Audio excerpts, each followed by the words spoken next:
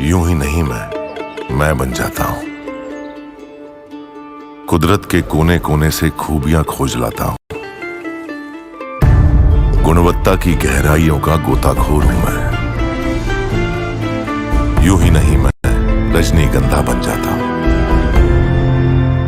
इंडी गठबंधन में कांग्रेस का इतना बुरा हाल हो गया है कि एक तो हरियाणा में इनकी हवाबाजी चली नहीं, वहां सत्ता मिली नहीं। दूसरी तरफ जहां ये चुनाव जीत भी गए, वहां इंडी गठबंधन ने ही कांग्रेस को किनारे लगा दिया। आज जम्मू कश्मीर में नए मुख्यमंत्री का शपथ ग्रहण था। वहां उमर अब्दुल्ला ने नए सीएम की शपथ ली, लेकिन उमर अब्दुल्ला ने अपनी सरकार में कांग्रेस को शामिल नहीं किया। कांग्रेस कह रही है हम नहीं हुए। कांग्रेस में किसी को मंत्री ही नहीं बनाया गया, जबकि जम्मू कश्मीर में कांग्रेस के 6 विधायक भी जीते हैं।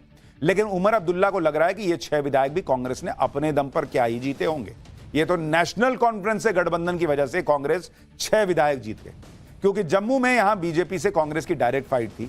वहां तो बीजेपी ने कांग्रेस को बुरी तरह से उठा के पटक दिया।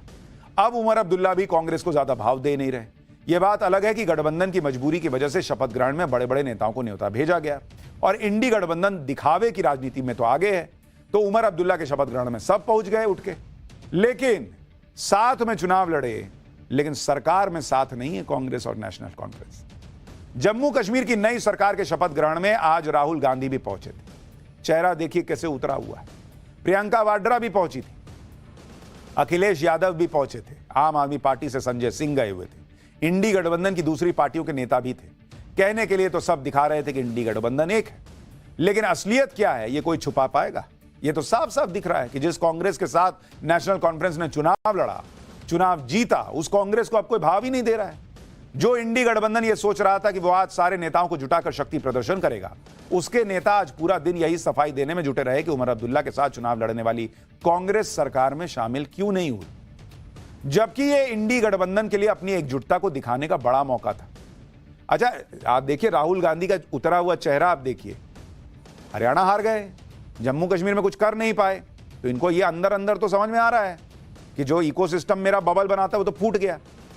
नहीं तो अगर इन्होंने परफॉर्म किया होता तो फिर टी-शर्ट, हाफ टी-शर्ट का भी बांह ऊपर मोड़ने लगते हैं, कई बार ऐसा लगता है। लेकिन आज देखिए चेहरा एकदम लटका हुआ था। अच्छा, आर्टिकल 370 हटाए जाने और केंद्र शासित राज्य बनने के बाद जम्मू कश्मीर को पहली चुनी हुई सरकार मिली। आज नेशनल कॉन्फ्रेंस के उपाध्यक्ष उमर अब्दुल्ला ने उपराज्यपाल मनोज सिन्हा की मौजूदगी में जम्मू कश्मीर के मुख्यमंत्री पद की शपथ ली। श्रीनगर के शेर कश्मीर इंटरनेशनल कन्वेंशन सेंटर में शपथ ग्रहण समारोह आयोजित हुआ, जिसमें मुख्यमंत्री उमर अब्दुल्ला के अलावा 5 और मंत्रियों को शपथ दिलाई गई। कैबिनेट के जरिए उमर अब्दुल्ला ने रीजनल बैलेंस बनाने की कोशिश की। कश्मीर घाटी से उमर सरकार में 2 मंत्री बनाए गए। उत्तरी कश्मीर में बारामूला की राफियाबाद सीट से विधायक बने जावेद डार को मंत्री बनाया गया, जबकि दक्षिणी कश्मीर की डीएचपुरा से एनसी विधायक सकीना इटू मंत्री बनी।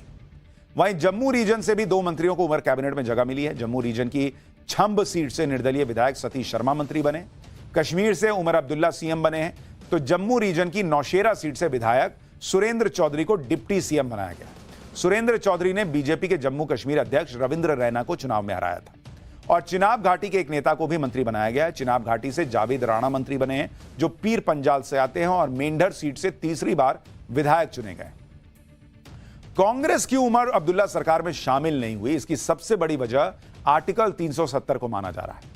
दरअसल नेशनल कॉन्फ्रेंस ने अपने चुनावी घोषणा पत्र में आर्टिकल 370 की बहाली का वादा किया था। साथ ही जम्मू कश्मीर को पूर्ण राज्य का दर्जा दिलाने की भी बात घोषणा पत्र में थी। जम्मू कश्मीर को राज्य का दर्जा देने की मांग का कांग्रेस भी समर्थन कर रही है, लेकिन आर्टिकल 370 पर लब सिले हुए हैं। अगर कांग्रेस उमर सरकार में शामिल होती और आर्टिकल 370 पर विधानसभा में कोई प्रस्ताव आता, तो कांग्रेस के लिए स्टैंड लेना मुश्किल हो सकता था, क्योंकि कांग्रेस को नेशनल लेवल पर आर्टिकल 370 के मुद्दे पर नुकसान होने का डर है, क्योंकि बीजेपी इसे मुद्दा बना सकती है और आने वाले दिनों में महाराष्ट्र में, झारखंड में, उसके बाद दिल्ली में चुनाव है। अच्छा, सीटें आई हैं मात्र 6, कौन सा ही बड़ा मंत्रालय मिल जाता या क्या ही बड़ा काम कर लेते। तो उन्होंने कहा एक काम करो, इससे अच्छा बाहर ही बैठो। उमर अब्दुल्ला को उनकी जरूरत नहीं है, निर्दलीय उनसे समर्थन ले चुके हैं। उन्होंने कहा बाहर बैठोगे, एक काम करो और बाहर बैठो। इसलिए आज जब जम्मू कश्मीर में नई सरकार ने शपथ ली, तो गठबंधन में होने के बावजूद कांग्रेस बाहर रही और कांग्रेस के नेता दलील दे रहे हैं कि सरकार में शामिल होने से ज्यादा जरूरी जम्मू कश्मीर को पूर्ण राज्य का दर्जा दिलाना है, जिसके लिए वो उमर सरकार को बाहर से समर्थन देंगे। हालांकि सीएम उमर अब्दुल्ला कांग्रेस की इस दलील से इत्तेफाक रखते नहीं दिख रहे। उनका कहना है कि कांग्रेस को एक मंत्री पद मिलना है और वो इसके लिए नाम तय नहीं कर पा रही। सुनिए एक बार। ये चुनाव लड़ा गया स्टेट रेस्टोरेशन के लिए, जो हमारा अलायंस का इन टोटलिटी मेन एजेंडा रहा है, वो रहा है कि स्टेट हमारा वापस आना चाहिए। उसके लिए हम स्ट्रगल करेंगे। अभी प्रेस करेंगे government of India, prime minister को कि अब जब सारी चीजें हो चुकी है तो स्टेट रेस्टोर करो। तो इसलिए हमने थोड़ा सा रेस्ट्रेन किया जी। अभी हम गवर्नमेंट में जाएं, उससे बेहतर है कि हमारा फिलहाल ये रहना चाहिए कि स्टेट रेस्टोर। तो कह रहे हैं कि स्टेटहुड जब तक रेस्टोर नहीं होगा तब तक शामिल नहीं होंगे। कौन?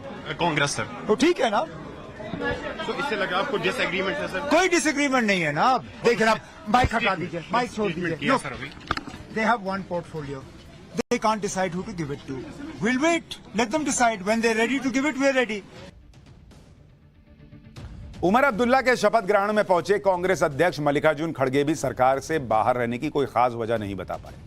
मल्लिकार्जुन खड़गे को भी एक बार सुन ही लीजिए, फिर आपको कांग्रेस पर फारूक अब्दुल्ला का वो बयान सुनाऊंगा जिसने कांग्रेस के उमर सरकार के बाहर रहने की वजह को काफी हद तक साफ कर दिया। उनको मुबारकबाद देने के लिए यहाँ आया हूँ। हमारे को बड़ी खुशी हो गई।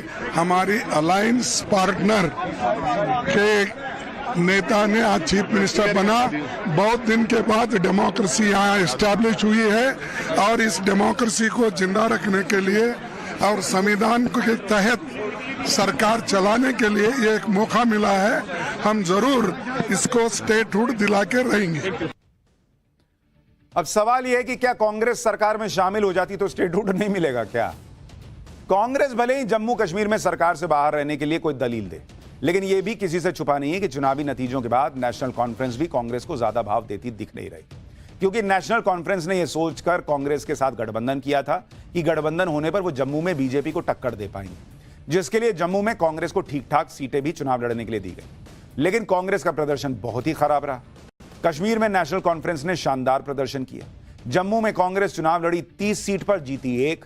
उमर अब्दुल्ला के शपथ ग्रहण से पहले नेशनल कॉन्फ्रेंस के अध्यक्ष फारूक अब्दुल्ला के दिल की यह टीस भी बाहर निकल गई।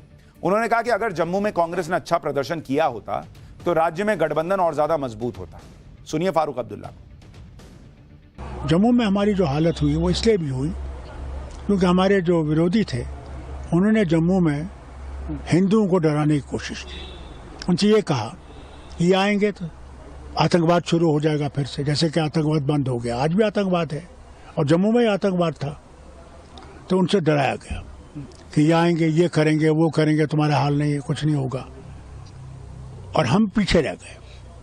जिस उम्मीद से हम ये करते थे कि हम लोगों से ये डर निकाल सकें, उसमें हमारे कांग्रेस के नेता नहीं आगे बढ़े। माफ़ी मांगता हूँ कहने को, ये सच्ची है। अगर वो इससे ज़्यादा आते, लोगों में बैठते, लोगों के साथ जाते और लोगों से कहते ये जो प्रोपेगेंडा कर रहे हैं सब गलत है, हम आपके साथ हैं, भारत आपके साथ है, तो मेरे ख्याल से हमारी स्थिति ये नहीं होती जो आज हुई है।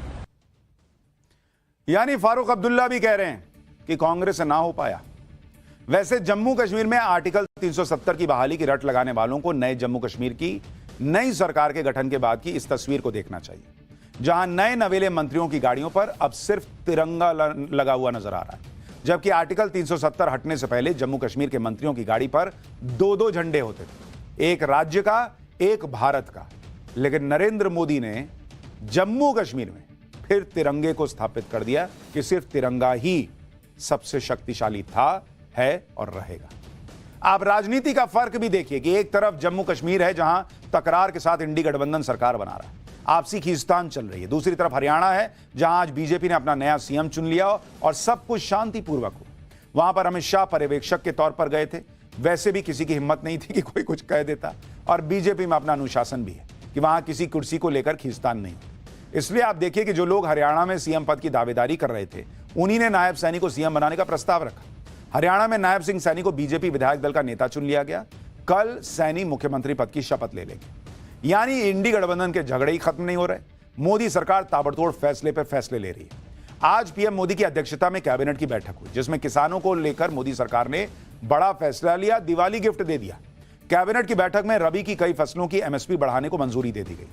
एमएसपी कितनी बढ़ी है वो भी सुन लीजिए। एमएसपी में गेहूं की एमएसपी 150 रुपए बढ़ गई है, जौ 130 रुपए, चना 210 रुपए, मसूर 275 रुपए, सरसों 300 रुपए और सूरजमुखी 140 रुपए प्रति क्विंटल इतनी बढ़ोतरी हुई है।